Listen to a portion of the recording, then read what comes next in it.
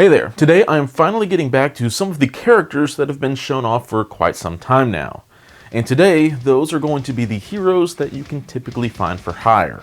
My name is Nate, and welcome to the Gamers Guild.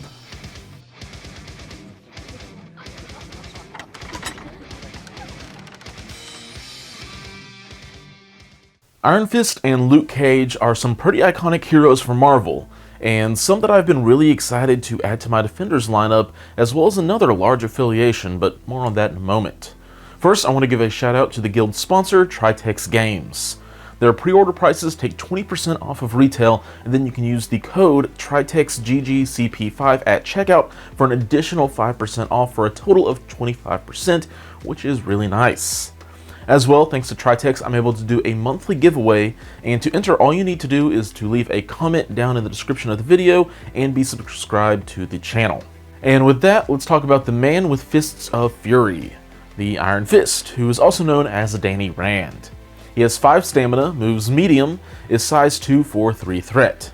His defenses across the board are 3s, making him at a glance just that typical average durability that a 3 threat character we have come to expect from. But he isn't called the Iron Defender, rather the Iron Fist. His first attack is an Energy T-Strike. It is a range 2 attack with a strength of 5 and costs 0 power. It will gain power equal to the damage dealt, and on a wild, the enemy character will be stunned. This is a great builder. It being an energy attack will hit some of those characters harder than a just normal physical strike would, which is always nice. But really being able to put out stun that easily is going to be really annoying for your opponents. His next attack is a physical one called Flying Kick. It has a range of 3, strength of 4 for 0 power. It will gain Danny a guaranteed power, but more importantly, it will allow Iron Fist to be placed within range 1 of the target character. So this can kind of act as a move action that gains Iron Fist a power that can maybe chip in a bit of damage, so it's a great additional bit of tech that he has for his mobility. Then finally we have the only thing that Iron Fist can spend power on, well, at least on his own card, and that is the Iron Fist. This energy attack has a range of 2, strength of 9 for a whopping 8 power. In addition to the 9 dice you'll be throwing, the 8 power will get you 1 damage on each other enemy character within range 3 of the target character, and before damage is dealt, if the target character has an activated token, it gains the stagger condition and is thrown away short from Iron Fist. If the target character, however, doesn't have an activated token, it gains one. So I'll circle back to this attack in a moment, but first I want to go ahead and cover his 2 innate powers. The first is Immortal Weapon, and it allows Iron Fist to gain an additional power during the power phase, which instantly ups Iron Fist's generic value anywhere. Then he is also a master martial artist, compared to the likes of Black Widow and Mystique. It says when Mr. Rand is defending against a physical or energy attack that is targeting him from within range 3, he adds blanks in his defense roll to his total successes. So just a longer range martial artist ability. Now I'm going to go ahead and go to the pros and cons, and I'm going to start with the bad stuff so I can sweep it under the rug with all of the good stuff that he has to cover it up. And really the only thing I wag my finger at is his stamina value of 5, which, by the way, doesn't change on his injured side because there are no changes on his injured side. But really, I don't have too much to nitpick on here. Sure, he doesn't have any offensive dice fixing, and he doesn't have much in the terms of board control, but at 3 threat, that is all okay. He doesn't need to have access to all those tools. Instead, we have a guy who can throw a ton of dice, probably at least twice, if you're lucky, maybe 3 times in a game. He has an improved version of one of the better defensive abilities in the game, and he, most importantly, generates 2 power every single turn. Now, if you're wondering why I'm so excited about that second power during the power phase, there are a few reasons. First of all, it can enable more jank with turn 1 plays.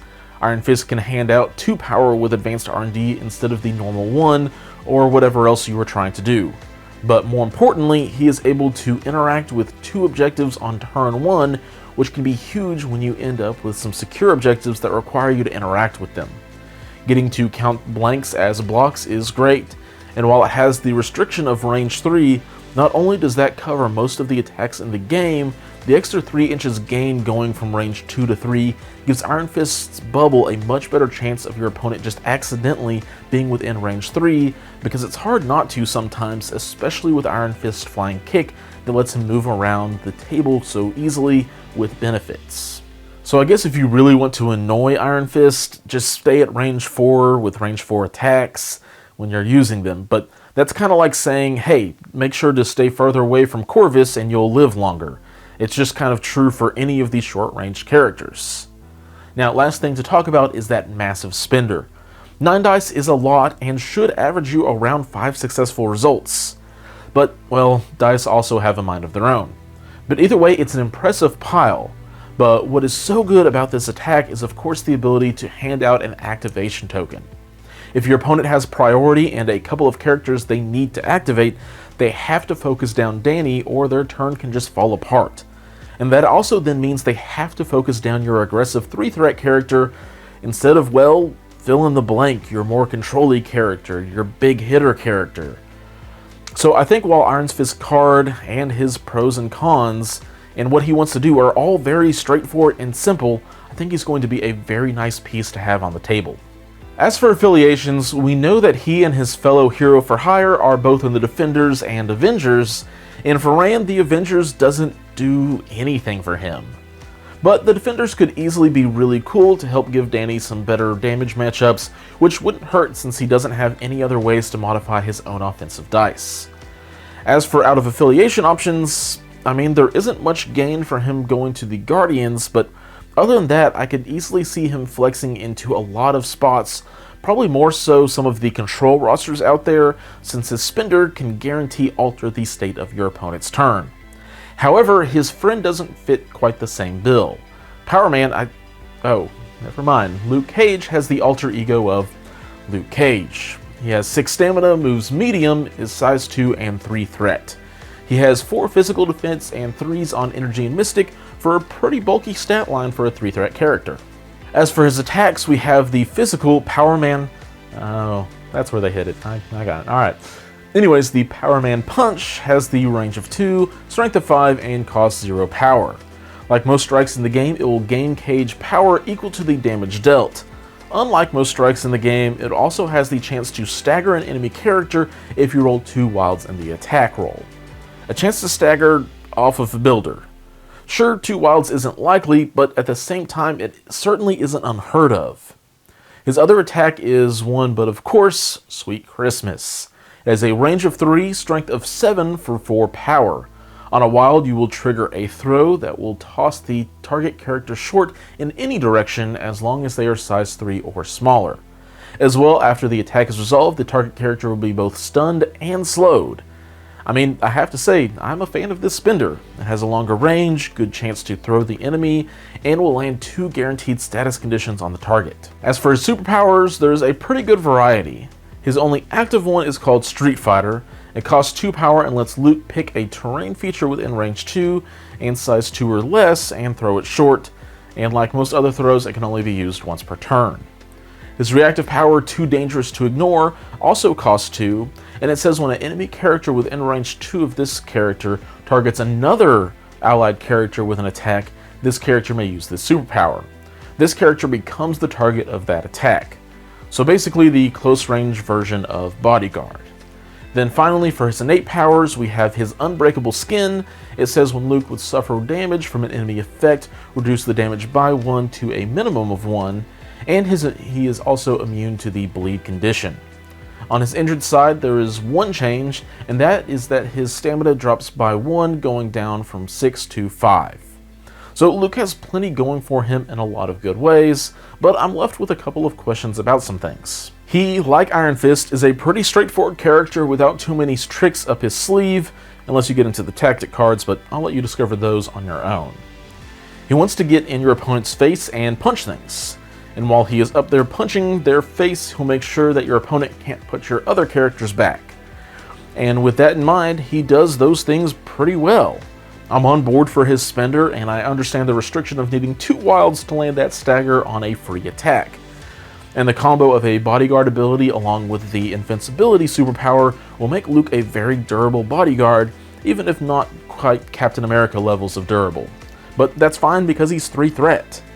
But I really wish that Luke had one of his superpowers changed just a little bit because of his weak points. Luke is going to suffer from the same problem every bodyguard does, and that is staying in range to use their bodyguard ability. Adding a line about this character cannot be pushed or thrown as a result of special rules of this attack to his too dangerous to ignore would really make him too dangerous to ignore, because then your opponent would have to make a push or throw based attack against Cage when he wouldn't have that superpower active. The other change I would propose making is letting Street Fighter be able to throw size 2 characters as well. While he does have the chance at some control with Sweet Christmas, there's always a chance that that's going to whiff with the Wild, and since he doesn't have much of anything else in the way of offensive dice modification, a bit more versatility for the ways that he can output some damage would be great. Now really those are just nitpicks and some things that I would personally have changed on the character, but really as it stands, his only weak point is having some way to score some additional movement. It is a critique that can be made of many a character, and as such not a huge deal at 3 threat, but I do wish some of his kit was a bit more rounded. Still, his durability with a bodyguard-esque ability at 3 threat may prove more useful than I would first think. As for affiliations, he, like Iron Fist, is in the Avengers and Defenders, and between the two he can make great use of the Avengers leadership ability with both an active and reactive power. But as for any additional affiliations wanting to pick him up, I don't think there is any one place that is really screaming for him to join, and he isn't lacking much that any one team provides. Sure, Storm's movement ability would be cool, but since he wants to be in the face of the enemy, the cover isn't going to apply for him very often.